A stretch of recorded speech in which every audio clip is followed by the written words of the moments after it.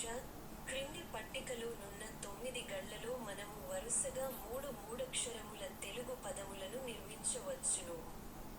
కాగా ఆ 3 పదముల చివరి 2 అక్షరములను మాత్రమే పట్టికలో ఇచ్చి మొదటి అక్షరమును ఖాళీగా ఉంచుట జరిగినది.